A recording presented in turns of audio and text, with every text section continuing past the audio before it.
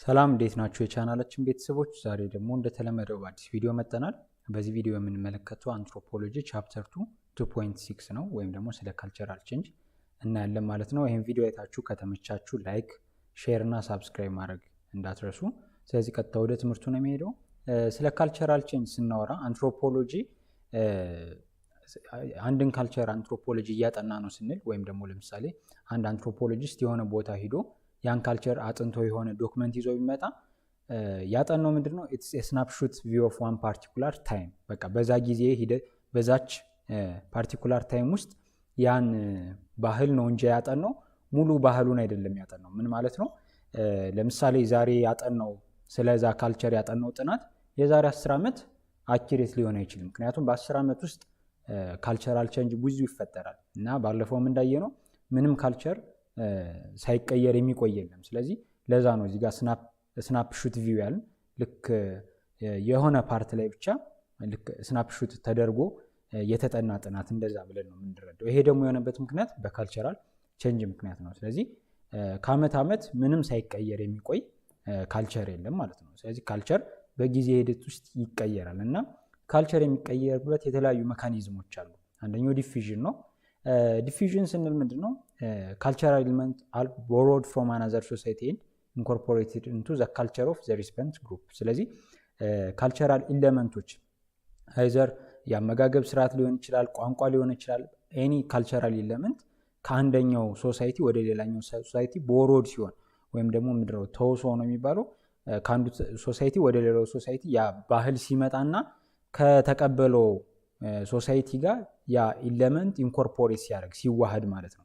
ስለዚህ ዲፊዥን የሚባለው እንደዛ ሲሆን ነው። ስለዚህ ዲፊዥን ሶስት አይነት የዲፊዥን አይነት አለ፣ ዳይሬክት፣ ፎርስድ እና ኢንዳይሬክት። ስለዚህ ዳይሬክት ዲፊዥን የምንለው ሁለት ካልቸሮች በንግድ ሊሆን ይችላል፣ በጋብቻ ምክንያት ወይም በጦርነት ምክንያት ካልቸራቸውን ሲቀያየሩ ወይም ደግሞ አንዱ ካልቸር ለሌላው ካልቸር አንዱ ሶሳይቲ ከሌላው ሶሳይቲ ካልቸሮችን ቦሮ ሲያደርግ ይሄ ዳይሬክት ይባላል።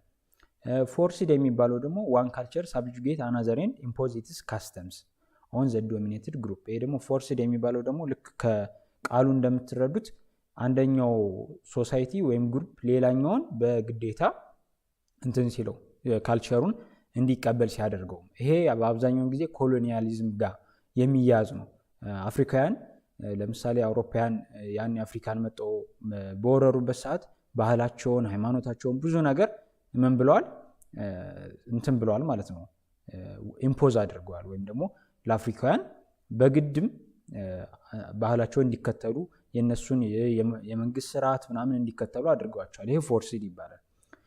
ኢንዳይሬክት ደግሞ ከቃሉ እዚህም ጋር እንደምንረዳው ሁለቱ ሶሳይቲዎች ወይም ሁለቱ ግሩፖች አልተገናኙም፣ ነገር ግን በመሃል ሌላ ሜትድ ኢንተርሚዲየት የሆነ ሜትድ ተጠቅሞ ባህል ሼር ሲያደርጉ ማለት ነው። ስለዚህ ከግሩፕ ኤ ወደ ሲ ቪያ ግሩፕ ቢ በግሩፕ ቢ አማካኝነት ዊዛውት ኤኒ ፈርስት ሃንድ ኮንታክት ወይም ደግሞ ሁለቱ ግሩፕ ኤ እና ግሩፕ ሲ ሳይገናኙ ካልቸሮችን ሼር ሲያደርጉ ነው። ይሄ ደግሞ የሚፈጠረው በትሬደርስ ኤንድ መርቻንት ነጋዴዎች፣ በተለይ በድሮ ጊዜ ነጋዴዎች ብዙ መንገድ ተጉዘው ከአንድ ሀገር ወደ ሌላ ሀገር ሂደው ከምርታቸውን ካወጡበት ሀገር ወደሚሸጡበት ሀገር ሂደው ከዛ ደግሞ ቆይተው ደግሞ እንደገና ወደ ሌላ ሀገር ይሄዳሉ እና እንደዚህ ሲያደርጉ እነዛ ነጋዴዎች የዛኛውን የመጡበትን ባህል ስርዓት ምናምን እንትን ይላሉ ማለት ነው፣ ከዛኛው ካልቸር ጋር ያስተዋውቁታል።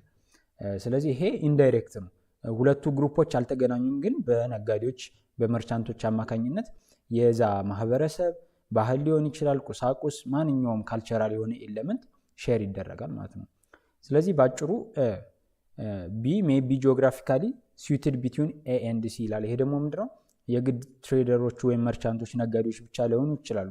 በሁለት ከተሞች መሀል ወይም በሁለት ሶሳይቲዎች መሀል ያለ ቢ የሚባል ደግሞ ሌላ እንትን ቢኖር ምንድነው ቦታ ቢኖር ጂኦግራፊካሊ በእነሱ መሀል ከሆነ የሚመች ቦታ ከሆነ ይሄም ደግሞ ካልቸሩ ከኤ ወደ ሲ እንዲሄድ ሊያደርግ ይችላል ማለት ነው። ስለዚህ ዲፊዥንን እንደዚህ እንረዳዋለን። ከአንደኛው ሶሳይቲ ወደ ሌላኛው ሶሳይቲ ካልቸራል ኤሌመንቶች ቦሮ ሲደረጉና ከተቀባዩ ሶሳይቲ ካልቸር ጋር ኢንኮርፖሬት ሲያደርግ ወይም ሲዋሃር ነው። ስለዚህ በአሁኑ ዘመን ላይ ዲፊዥን እንዴት እየሰራ ነው ካል በማስ ሚዲያ ነው። ምክንያቱም አሁን ኢንተርኔት በጣም የተስፋፋበት ጊዜ ነው።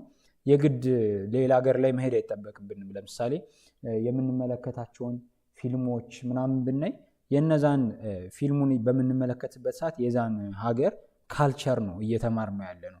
ስለዚህ እንዴትን አለባበሳቸውን፣ አነጋገራቸውን፣ አመጋገባቸውን እናያለን። አንዳንድ ጊዜ ደግሞ የእነሱን ቋንቋ እንጠቀማለን። ለምሳሌ አሜሪካ ፊልም ብዙ ጊዜ ሲናይ ስላንግ ወርድ የሚባሉ አሉ።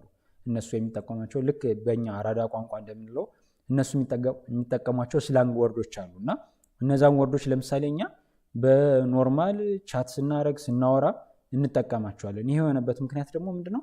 በማስ ሚዲያ ምክንያት ነው። ስለዚህ ፊልሞችን ስናይ እነሱ የሚጠቀሟቸውን ወርዶች እኛ እንደ መጠቀም ጀምረናል ማለት ነው። ይሄ ስለዚህ በአሁኑ ዘመን ላይ ኢንፎርሜሽን ቴክኖሎጂ ኢንዳይሬክት ካልቸራል ዲፊዥን እንዲፈጠር አድርጓል ማለት ነው። ሁለተኛው ደግሞ አካልቹሬሽን ነው። ይሄ ደግሞ when exchange of cultural features result groups having continuous first hand contact። ስለዚህ ይሄ ከዲፊዥን የሚለየው ምንድነው? ኮንቲኒየስ የሆነ ፈርስት ሃንድ ኮንታክት ሲኖር ሁለቱ ግሩፖች አንድ ላይ ሆኖ ኮንቲኒየስሊ ባህላቸውን ኤክስቼንጅ ሲያደርጉ ነው፣ በሁለቱም ሳይድ ማለት ነው። this usually happening in the situation of trade or colonialism። ስለዚህ ትሬድ ካለ ሁሉ ጊዜ ንግድ ካለ ሁሉ ጊዜ ኮንታክት አለ ማለት ነው። ስለዚህ ወይም ደግሞ ኮሎኒያሊዝም ሲኖር የሚገዛው እንትን ግሩፕ እና ተገዡ አንድ ላይ ነው የሚኖሩ እና ኮንቲኒየስ የሆነ ኮንታክት ይሆናል። ይሄ ደግሞ ምን ይፈጥራል? ብሌንድ ይፈጥራል። ካልቸራል ብሌንድ ማለት ውህደት ይፈጥራል።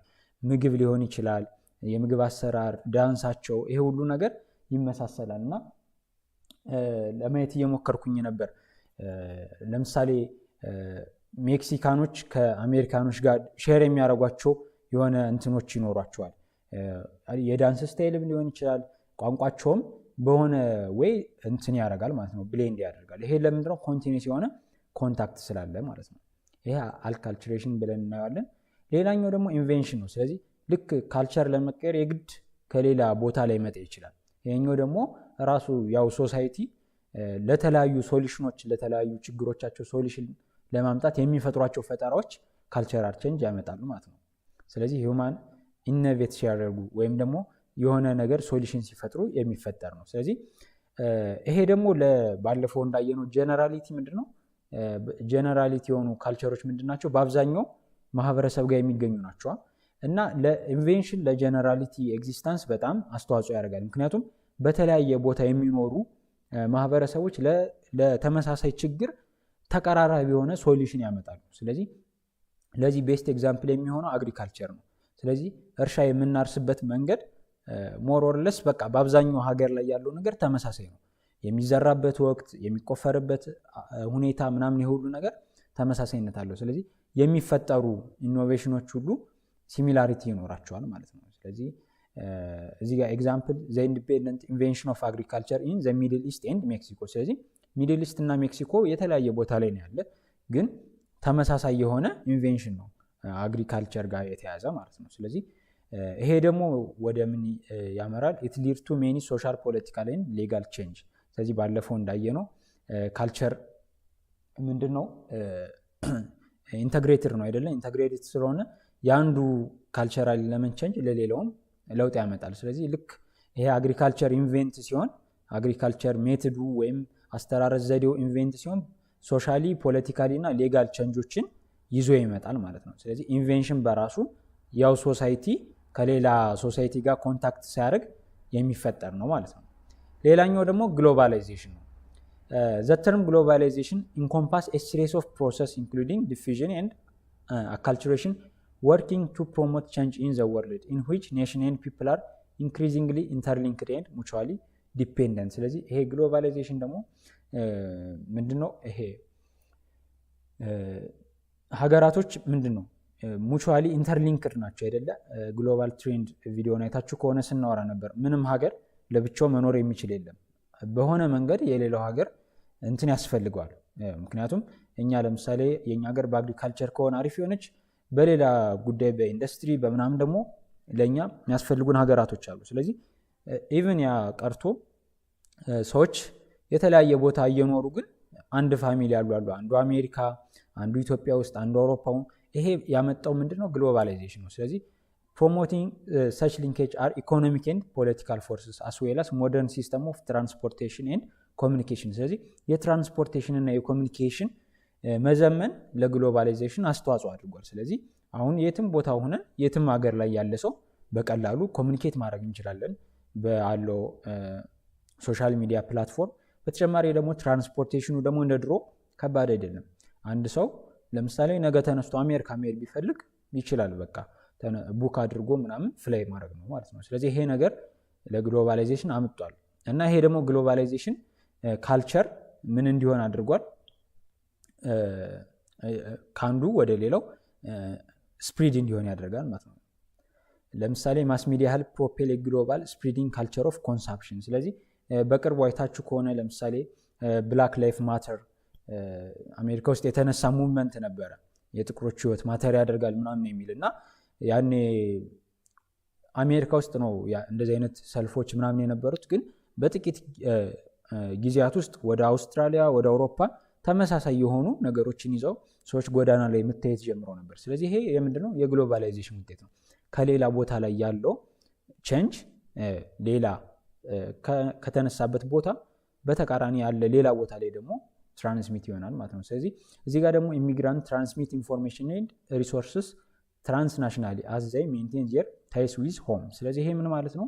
ለምሳሌ ከኢትዮጵያ ወደ አሜሪካ የሄደ ሰው ምንድነው ምን ያደርጋል? ሪሶርስ እና ኢንፎርሜሽን ትራንስሚት ያደርጋል። ምክንያቱም አሜሪካን ቢሆን እንኳ ኢትዮጵያ ውስጥ ያሉ ዘመዶች አሉ፣ ከነሱ ጋር ኮንታክት ያደርጋል፣ ኢንፎርሜሽኖችን ይለዋወጣል። ስለዚህ ሰውየው ሁለት ቦታ ላይ ሆኖ ሁለት ካልቸር እየኖረ ማለት ነው። ኢን ሴንስ ሰች ፒፕል ሊቭ ኢን መልቲ ሎካሊ ኢን ዲፈረንት ፕሌስ ኤንድ ካልቸር አት ዋንስ። ስለዚህ የተለያየ ቦታ ላይ እየኖሩ ግን አንድ ካልቸር ነው ማለት የአሜሪካንን የኢትዮጵያንም ካልቸር አንድ ላይ እየኖሩት ነው። ይሄ ደግሞ ለካልቸራል ቼንጅ አስተዋጽኦ ያደርጋል ማለት ነው። ስለዚህ ካልቸራል ቼንጅን ያየንበት ቪዲዮ ይሄን ይመስላል። ማንኛውም ኮሜንት፣ ሀሳብ፣ አስተያየት ካላችሁ ታች ጻፉልን። ይሄ የማስተምርበትን ፒዲኤፍ ከፈለጋችሁት ወይም ያዘጋጀነውን ሃንድአውት ከፈለጋችሁ ታች ላይ ዲስክሪፕሽኑ ላይ የቴሌግራም ቻናላችን ሊንክ አስቀምጬላችኋለሁ። እዛ ጋር ጆይን ብላችሁ ይሄንን ራሱን ፒዲኤፍ ማግኘት ትችላላችሁ። ስለዚህ በቀጣይ ስለ ታይስ ዛት ኮኔክት፣ ስለ ሜሬጅ፣ ስለ ፋሚሊ እና ስለ ኪንሺፕ ሰፋ ያለ ዳሰሳ እናደርጋለን። ስለዚህ በቀጣይ ቪዲዮ ውስጥ የምንገናኝ ድረስ አመሰግናለሁ። ቻናላችንን ሳብስክራይብ ማድረግ አትርሱ። ቴንክ ዩ